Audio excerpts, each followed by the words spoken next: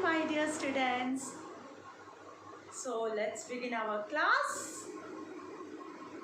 So today we are going to learn a new lesson, when current flows. Can you imagine, children, a life without electricity? No, right? Yes. Electricity has become one of the most important part of our life nowadays, right? Yes. In olden days and all, there were houses where there is no electricity and all. But nowadays, we cannot live without them. So what are the problems we face if there is no electric supply in your house? Yes, we have to light the kerosene lamp or a candle, and we have to sit in the hot air, right? And we have to sit in the dim light and inhale the smoke. And as the fan is not working, it will be very hot in the atmosphere. And electrical appliances like TV, radio, fridge, yes, and kitchen appliances like grinder, mixer, this all will not work. And if the fridge is not working, what happens? The food items get spoiled. So this all are the things which happens when there is no electricity. And the most important factor is that the motor, we will not be able to get water. Yes, so the motor will also not work. So this all are the difficulties we face when there is no electric supply, right? Yes. So what is actually this electricity?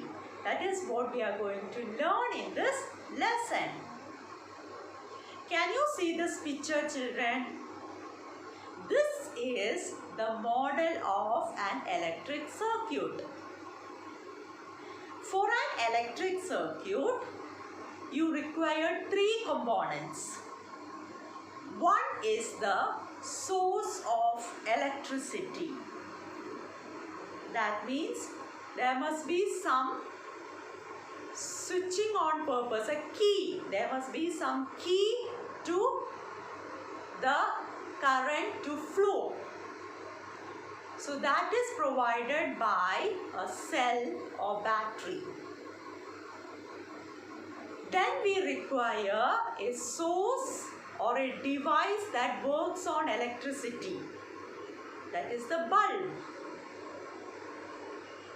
Then we require a wire for the electric current to pass through it or to flow through it. And so here we use copper wire. So this is the model of an electric circuit. What happens, children? You know, this is the picture of a cell. It has two sides. One is the positive terminal and other is the negative terminal. So when you are connecting the copper wire, one end must be at the positive terminal and the other end must be at the negative terminal. Then only the current can flow. So this is called a cell. A combination of two or more cells is called battery. So in this, we are using two or more cells. So we call that as battery. Now there are two types of circuits. One is a closed circuit and other one is a open circuit. Now look at this picture, children. You can see that the copper wire is connected to the battery, one positive end and one negative end, and the bulb is there and it is glowing. So such an arrangement is called, that is closed circuit.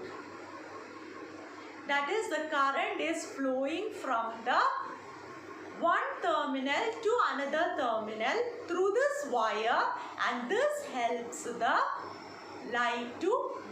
bulb to glow. So this is how the closed circuit looks like. Now look at the other picture, children. Yes, you can see a break coming there in the copper wire.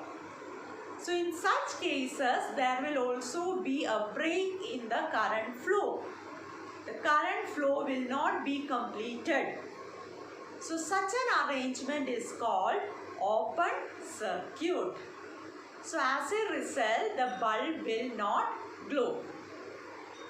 So these are the two types of circuit. So how the current is flowing?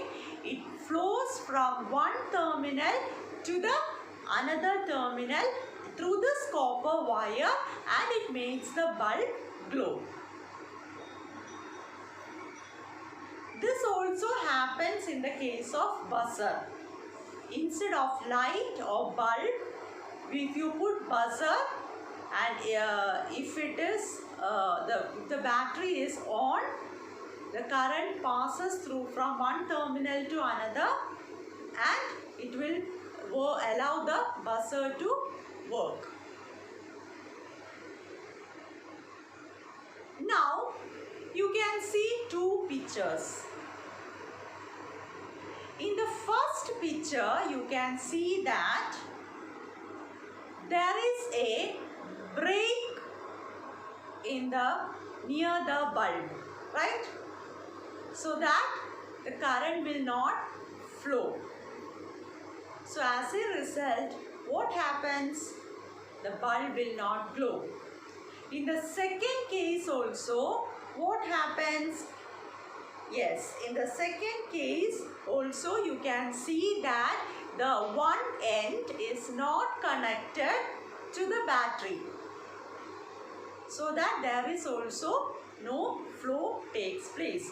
So there must be connection, there must not be a breakage. If there is a breakage, the current will not pass through it.